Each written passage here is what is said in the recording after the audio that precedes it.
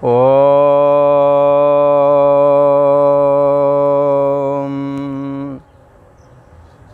श्री योग वासिष्ठ के स्थिति प्रकरण में श्री वशिष्ठ जी महाराज बोले, हे राम जी, जो अज्ञानी हैं उनको शरीर रूपी नगर अनंत दुख का भंडार लगता है, क्योंकि अज्ञान से वो शरीर के नष्ट हुए आपको नष्ट मानते हैं। जन्मना अस्थि वृद्धि विपरिणाम अपक्षय और मृत्यु, ये खट विकार शरीर के हैं। अज्ञानी इन 6 विकारों से बंध जाता है।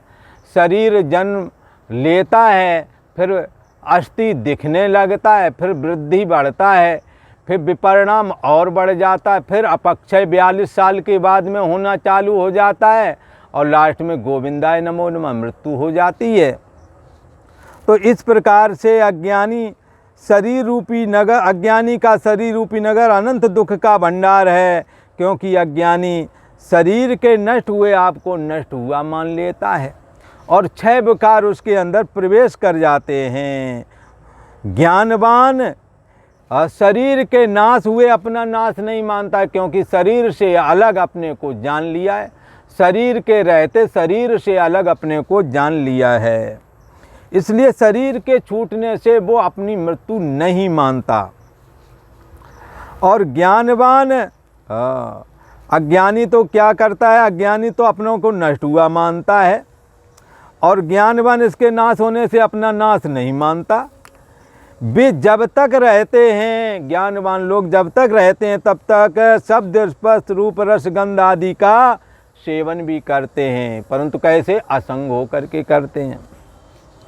वो इष्ट रूप होकर के उन्हें भी भासते हैं कि ये चीज़ हमें मिल जाए, परंतु वो इसके मिथ्यात्व का निश्चय भी किए बैठे हैं।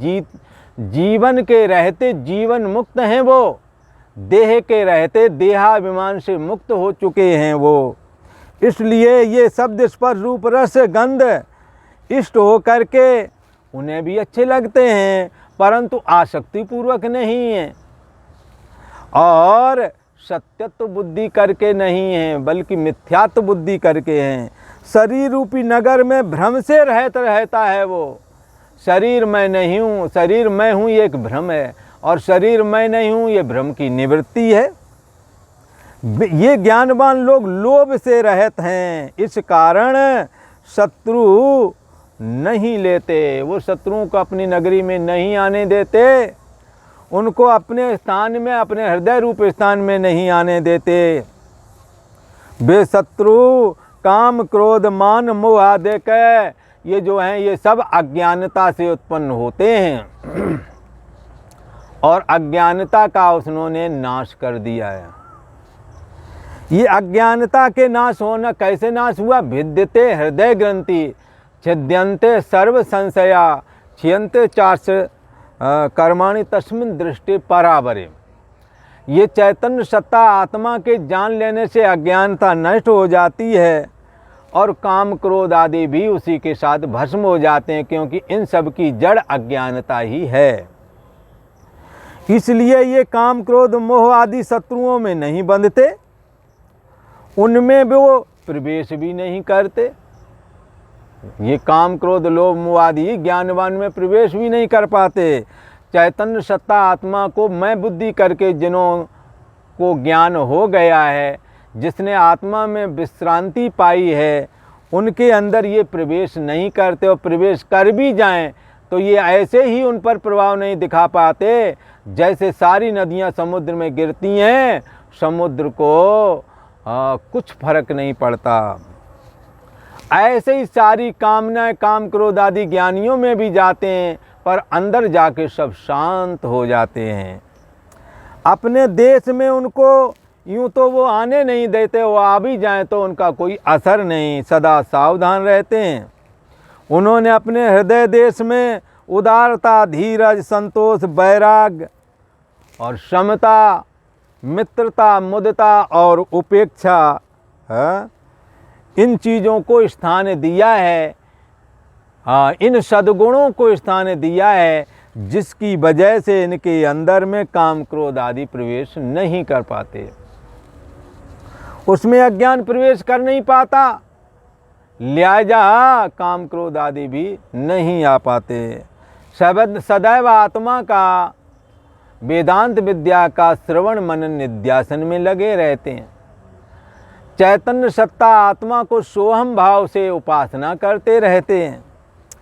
आप ध्यान रूपी नगर में सदा बना रहता है। सत्यता और एकता, आत्मा सत्य है और जीव ब्रह्म की एकता है।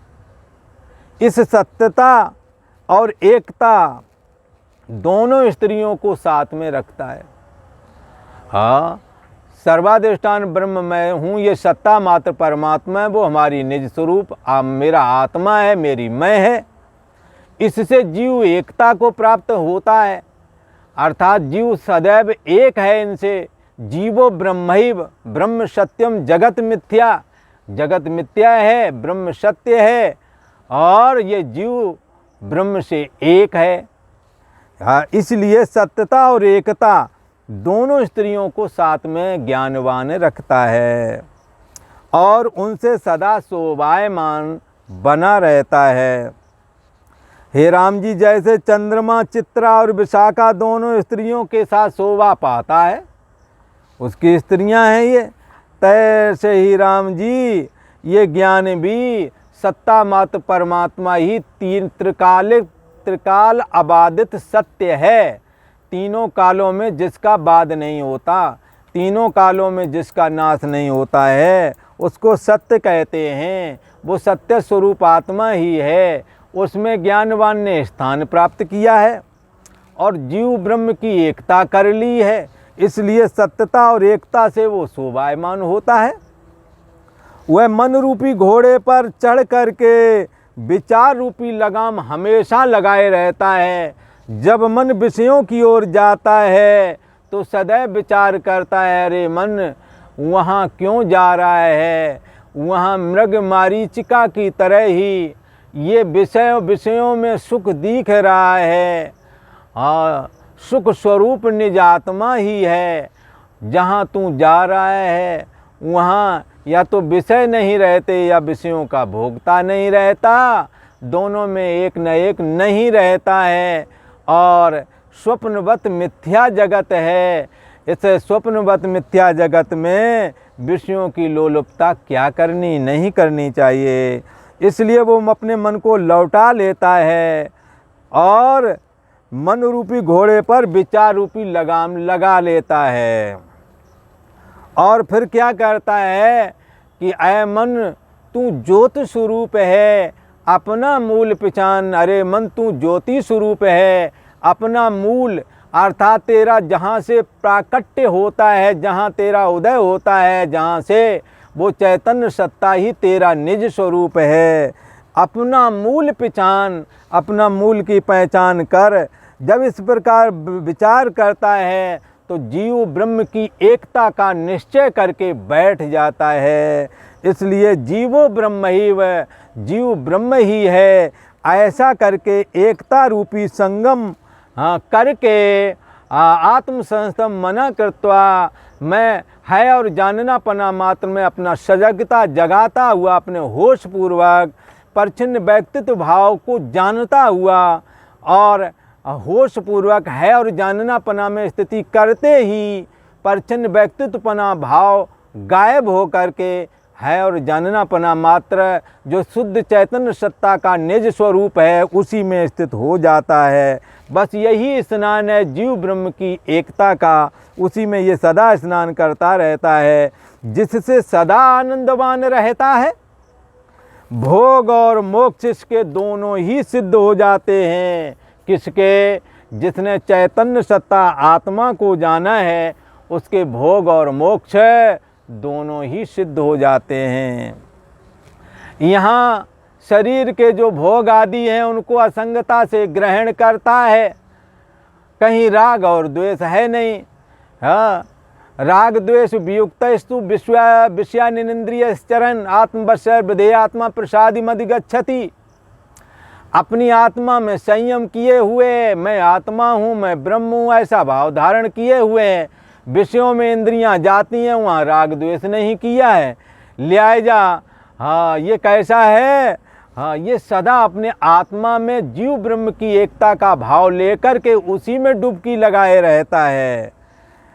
हे राम जी, जैसे इंद्र अपने नगर में शोभायमान होता है, ऐसे ही ये ज्ञानवान इस शरीर रूपी नगर में शोभा पाता है।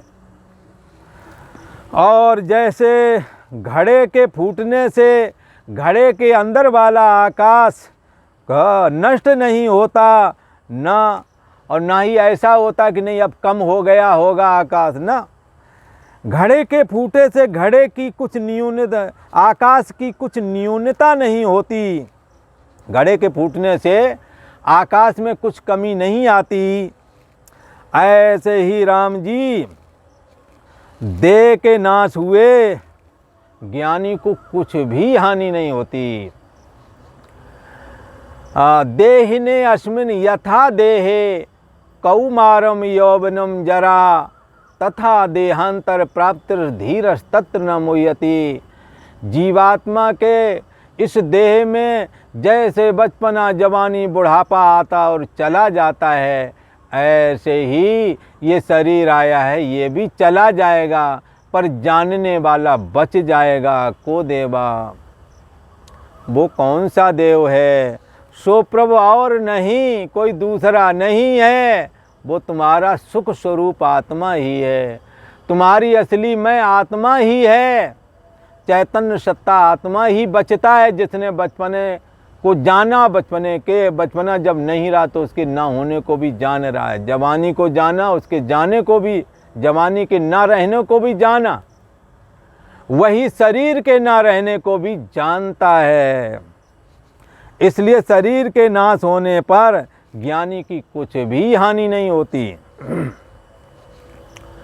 वो ज्यों का त्यों रहता है। ये रहस्य कोई मरने के समय नहीं क्लियर होता है ज्ञानी का, अपितु ये रहस्य मरने से पहले ही उसने जान लिया है।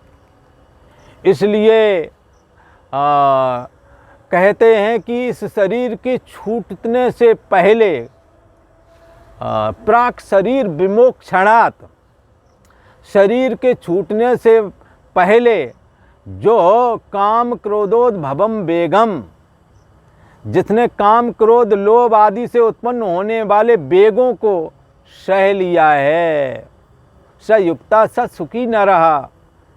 वो युक्त है, वो सुखी है। वो कौन है? वो ज्ञानवान ही है। हाँ, और उसने क्या किया है? काम क्रोध भवम वेगम, काम क्रोध और लोभ आदि का वेग सभी के अंदर उत्पन्न होता है। और इन्होंने क्या किया? शरीर छूटने से पहले ही इनके वेग सहने का अभ्यास कर लिया है। इनके वेग आते हैं और चले जाते हैं। और यदि शरीर छूटने से पहले इनको सहने की क्षमता आ गई तो कहते हैं ये बहुत बड़ी साधना हो गई। सयुक्तः, वो जुड़ा है परमात्मा से, आत्मा से जुड़ चुका है। सयुक्तः स सुखी न रहा, वही सुखी है। ज्ञानवान ने ये सब कर लिया है।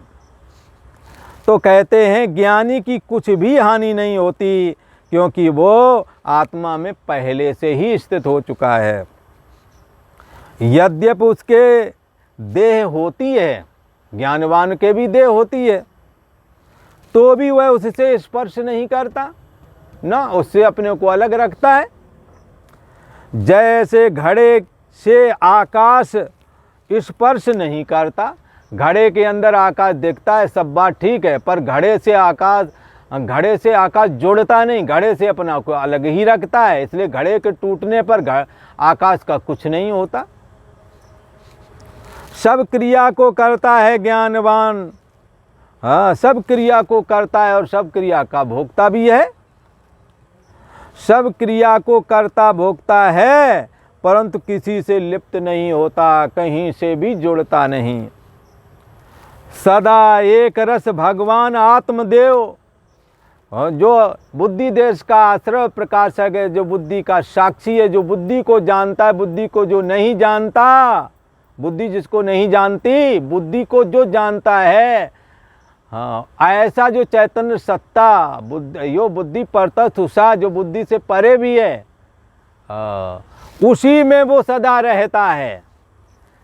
जब वह विमान पर आरूढ़ होकर शरीर रूपी नगर में विचरण करता है, उदान रूपी वायु पर सवार होकर के दाहिने नेत्र पर आता है, तो जागृत अवस्था होती है।